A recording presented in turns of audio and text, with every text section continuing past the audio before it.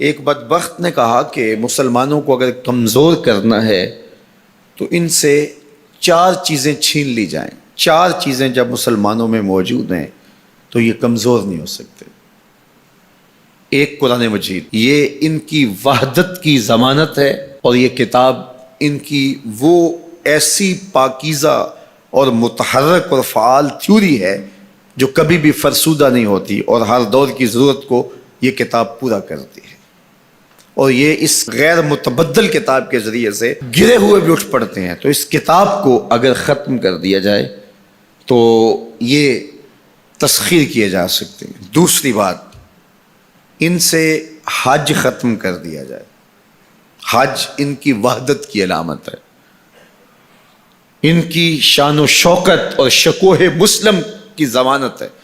لہذا حج ختم کر دیا جائے تو ان کو تسخیر کیا جا سکتا ہے. تیسری بات، ان سے جہاد کا خاتمہ کر دیا جائے. جہاد ختم ہو جائے گا تو یہ کمزور ہو جائیں گے. چوتھی چیز، ان کے سینے سے عشق رسول چھین لیا جائے. محبت رسول اس کے سینے سے کھینچ لی جائے. اگر یہ دولت نہیں رہے گی تو یہ مٹی کے مجسمے ہوں گے اور ان کے اندر کچھ نہیں ہوگا. وہ فاقہ کش جو موت سے ڈرتا نہیں ذرا، روح محمد اس کے بدن سے نکال لو. تو کہا یہ 4 چیزیں اگر ان سے چھین لی جائیں تو ان کو تسخیر کرنا آسان ہوگا.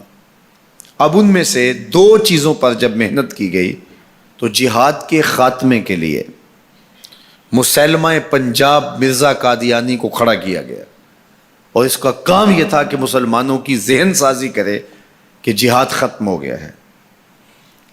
اور وہ خود لکھتا ہے کہ میں نے جہاد کی ممانعت پر اتنا کچھ لکھا ہے اور اطراف و اکناف میں بھیجا ہے، اگر وہ جمع کرنا ممکن ہو تو 300 الماریاں بھر جائیں.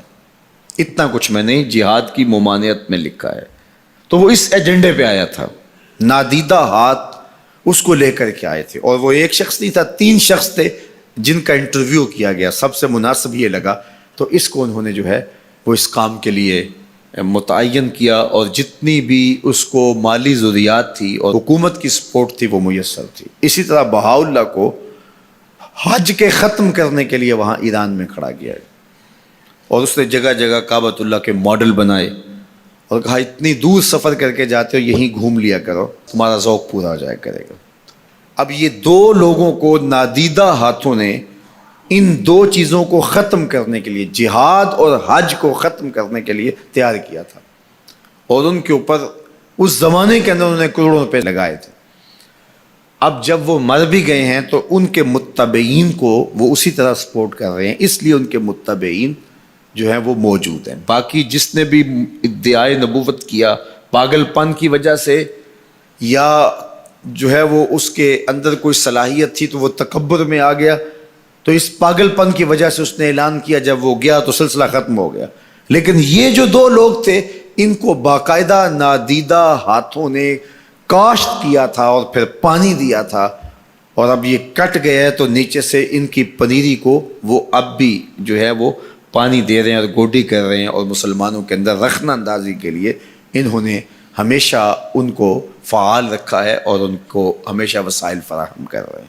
اس لیے امت کو ان سے محتاط رہنے کی بہت زیادہ ضرورت ہے، چونکہ یہ نادیدہ ہاتھوں کے مہرے ہیں جو مسلمانوں کو نقصان دینے کے لیے اور ان کے اندر سے ان جذبوں کو ختم کرنے کے لیے جو ہے وہ دن رات کوشاں ہیں، اور مغرب کی جاسوسی اسلامی ممالک سے کر کے جو ہے وہ ان کو فائدہ پہنچاتے ہیں. اور مسلمانوں کے لیے بالخصوص پاکستان کے لیے یہ مرزائی اس قدر خطرناک ہے کہ علامہ اقبال علیہ رحمہ نے اس زمانے میں کہا تھا، ابھی پاکستان بننے جا رہا تھا، آپ نے کہا تھا کہ مرزائی اسلام کے بھی غدار ہیں، پاکستان کے بھی غدار ہیں.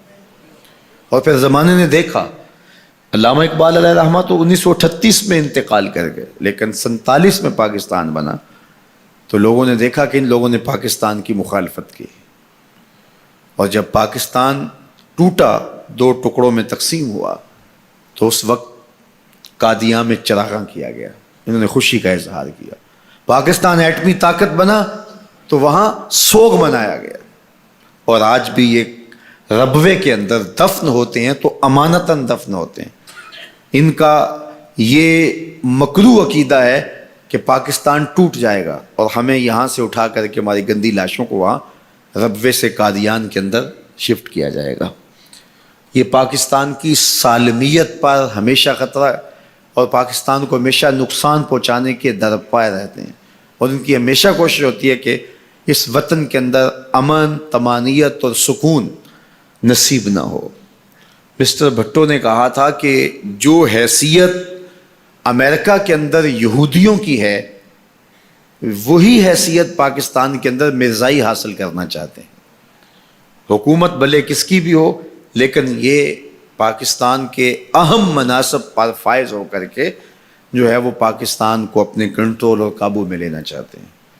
لیکن اللہ بھلا کرے ان لوگوں کا جنہوں نے دن رات کی کاوشوں سے، محنتوں سے آئین کے اندر ان کو غیر مسلم قرار دلوایا. علماء نے، مشائخ نے، سب لوگوں نے، تمام مسالک کے لوگوں نے مل کے اس میں کاوش کی، محنت کی کہ یہ 7 ستمبر کا دن تھا، 1974 کی شام تھی، 4:35 ہو رہے تھے کہ جب دستخط ہوئے کہ مرزائی چاہے ربوی ہوں چاہے لاہوری ہوں کافر ہیں، اور پھر ہر سمت سے نعرہ تکبیر اور نعرہ رسالت کی آوازیں آنے لگی اور تاجدار ختم نبوت زندہ باد کی صدائے دل نواز گونجنے لگی. پھر اس وقت سے لے کر یہ پاکستان کے خلاف سازشوں میں اور زیادہ مصروف ہو گئے. پوری دنیا کے اوپر پھیلے ہوئے مرزائی پاکستان کو رسوا اور بدنام کرنا چاہتے ہیں مختلف ممالک کے اندر، اور ان کے مختلف ممالک کے ساتھ تعلقات ہیں مختلف بنیادوں پر، چونکہ یہ تھے ان کے، اور ان کے خود کاشتہ پودا تھا مرزائیت جو یہاں لگایا گیا، یہودیت کا خود کاشتہ پودا ہے.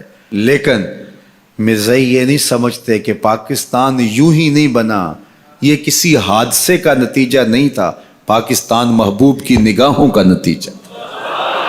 اللہ کے خاص فضل سے یہ پاکستان مارز وجود میں آیا، اس لیے یہ مٹنے کے لیے بنا ہی نہیں تھا، قیامت تک قائم رہنے کے لیے بنا.